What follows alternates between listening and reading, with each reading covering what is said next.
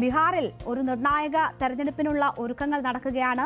2 ഘട്ടങ്ങളായിട്ടാണ് തെരഞ്ഞെടുപ്പ് നടക്കുന്നത്. ആദ്യ ഘട്ടത്തിൽ നാമനിർദ്ദേശ പത്രിക സമർപ്പിക്കാനുള്ള അവസാന തീയതിക്ക് ഇനി അവസാനിക്കാൻ 3 ദിവസങ്ങൾ മാത്രമാണ് അവശേഷിക്കുന്നത്. നവംബർ 17-നാണ് നാമനിർദ്ദേശ പത്രിക സമർപ്പിക്കാനുള്ള തീയതി അവസാനിക്കുന്നത്. ആ ഘട്ടത്തിലും ഇന്ത്യ മുന്നണിയിൽ സീറ്റ് വിഭജനം സംബന്ധിച്ച് തർക്കങ്ങൾ തുടരുന്നു എന്നതാണ് വിവരം.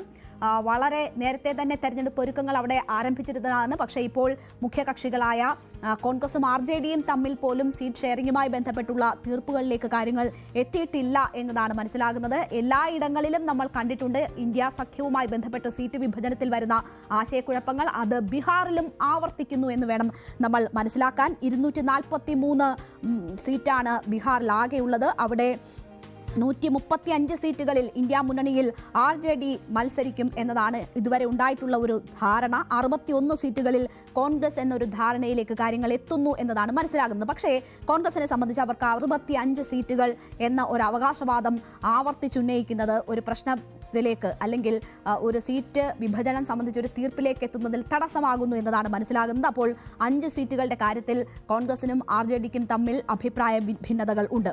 29 മുതൽ 31 സീറ്റുകളിൽ ഇടതു പാർട്ടികൾ എന്നൊരു തീരുമാനത്തിലേക്ക് വരുന്നു. ഇടതു പാർട്ടികൾ കൂടുതൽ സീറ്റ് എന്ന ഒരു ആവശ്യം മുന്നോട്ട് വെച്ചിട്ടുണ്ട്. 16 സീറ്റിൽ VIPയും മത്സരിക്കും എന്നതാണ് ഇപ്പോഴുണ്ടായിട്ടുള്ള ധാരണ. VIPയെ സംബന്ധിച്ചും അവർക്ക് കൂടുതൽ സീറ്റുകൾ എന്നൊരാവശ്യം മുന്നോട്ട് വരുന്നു. അതാണ് ഇപ്പോൾ സീറ്റ് വിഭജനം സംബന്ധിച്ച് ഒരു അന്തിമ തീർപ്പിലേക്ക് പ്രഖ്യാപനത്തിലേക്ക് എത്തുന്നതിൽ ഇന്ത്യ മുന്നണിക്ക് തടസ്സമാകുന്നത്. ഈ സീറ്റുകളിൽ തർക്കം ഏറ്റവും ആദ്യം പരിഹരിക്കേണ്ടത് RJDയും കോൺഗ്രസും തമ്മിലാണ്. ഈ 5 സീറ്റിനായുള്ള തർക്കമാണ് അവിടെ എത്തി നിൽക്കുന്നത്. 61 സീറ്റ് വരെ നൽകാം എന്നൊരു ധാരണയിലേക്ക് RJD എത്തിയിട്ടുണ്ട് എന്നതാണ് മനസ്സിലാകുന്നത്.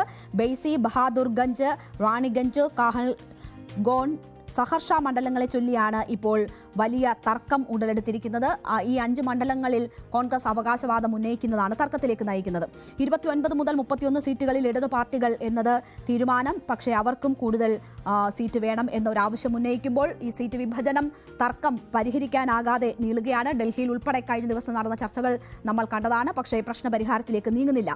വോട്ടറാധികാർ യാത്രയും രാഹുൽ ഗാന്ധിയുടെ വോട്ടുകൊള്ള ആരോപണവും ഒക്കെ ബീഹാറിൽ കോളിളക്കം സൃഷ്ടിച്ചിരുന്നതാണ്.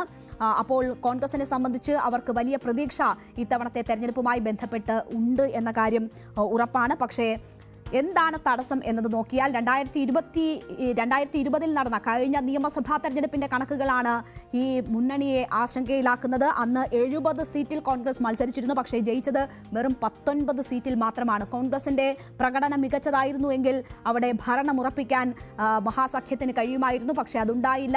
വെറും 19 സീറ്റിലേക്ക് കോൺഗ്രസ് ചുരുങ്ങിപ്പോയിരുന്നു. ഇത് വലിയ തിരിച്ചടി ബീഹാറിൽ കോൺഗ്രസിന് സൃഷ്ടിച്ചിരുന്നു. അപ്പോൾ അതാണ് ഏറ്റവും പ്രധാനപ്പെട്ട വലിയ ആശങ്കയായി നിലനിൽക്കുന്നത്. അതുതന്നെയാണ് ഇനി കോൺഗ്രസിനെ സംബന്ധിച്ച് അവർക്ക് കൂടുതൽ സീറ്റ് എന്ന അവകാശവാദം ഉന്നയിക്കുമ്പോൾ 2020 കണക്കുകൾ അവർക്ക് തിരിച്ചടിയാകുന്നു. മുകേഷ് സഹാനിയുടെ വികാസ്ശീൽ ഇൻസാൻ പാർട്ടിക്ക് 18 മുതൽ 20 സീറ്റ് ലഭിക്കുമെന്നാണ് റിപ്പോർട്ട്. ഇതിൽ സഹാനി തൃപ്തനല്ല എന്നൊരു കാര്യം വരുന്നു. പക്ഷേ നോക്കൂ, ഈ കാര്യങ്ങൾ മഹാസഖ്യവുമായി ബന്ധപ്പെട്ട് ഇന്ത്യ സഖ്യവുമായി ബന്ധപ്പെട്ട് ഈ പ്രശ്നങ്ങൾ നടക്കുമ്പോൾ തന്നെ BJP അവരുടെ ആദ്യഘട്ട സ്ഥാനാർത്ഥി പട്ടിക പുറത്തുവിട്ടിരിക്കുകയാണ്. 71 മണ്ഡലങ്ങളിലേക്കുള്ള സ്ഥാനാർത്ഥി പട്ടികയാണ് BJP പുറത്തുവിട്ടിരിക്കുന്നത്. അവർ തെരഞ്ഞെടുപ്പ് രംഗത്ത് മുന്നേറിക്കൊണ്ടിരിക്കുകയാണ്. സ്ഥാനാർത്ഥികളെ വരെ നിശ്ചയിച്ച് പ്രചരണ പരിപാടികൾ ഊർജിതമാക്കിയിരിക്കുകയാണ് BJP എന്ന സാഹചര്യം വരുന്നു. പക്ഷേ ഇന്ത്യ മുന്നണിക്ക് ആശ്വാസമാകുന്ന ഒരേ ഒരു കാര്യം ഈ സ്ഥാനാർത്ഥി നിർണയവുമായി ബന്ധപ്പെട്ട് ചില പ്രതിഷേധങ്ങൾ ഉയരുന്നു എന്നതാണ്. ഏതാണ്ട് 15% MLA-മാരെ ഇപ്പോൾ മത്സരിച്ച് ജയിച്ച MLA-മാരെ മാറ്റുമെന്നൊരു തീരുമാനം JDU പ്രഖ്യാപിച്ചിരുന്നു. ഇതിലാണ് വലിയ എതിർപ്പുണ്ടാകുന്നത്. ഇതിൽ ചിലർ നിതീഷ് കുമാറിന്റെ വസതിക്ക് മുന്നിൽ കുത്തിയിരുന്ന് പ്രതിഷേധിക്കുന്നത് ഉൾപ്പെടെയുള്ള കാര്യങ്ങൾ ഉണ്ടായിരുന്നു. അപ്പോൾ ആ ഒരു തീരുമാനത്തിനെതിരെ NDA-യിൽ നടക്കുന്ന തമ്മിലടി അല്ലെങ്കിൽ പ്രശ്നങ്ങളാണ് ആകെയുള്ള ഒരു ആശ്വാസം എന്ന് നമുക്ക് പറയാം. പക്ഷേ അങ്ങനെയല്ല.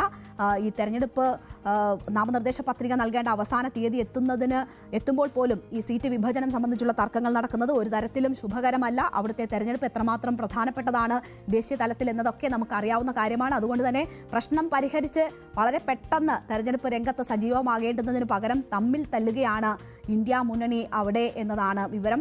അവർ വിലപേശലുകൾ തുടരുന്നു എന്നതാണ് വിവരം. അത് ഒരു തരത്തിലും ഗുണം ചെയ്യില്ല എന്നതാണ് മുൻകാല അനുഭവങ്ങൾ. അതിന്റെ അടിസ്ഥാനത്തിൽ സമവായത്തിലേക്ക് എത്തി വിലപേശലുകൾ അവസാനിപ്പിച്ച് എത്രയും പെട്ടെന്ന് തെരഞ്ഞെടുപ്പ് രംഗത്ത് സജീവമാവുക എന്നതാണ് ചെയ്യേണ്ടത്. ഇതാണ് ബീഹാറിലെ ഇപ്പോഴത്തെ സാഹചര്യം.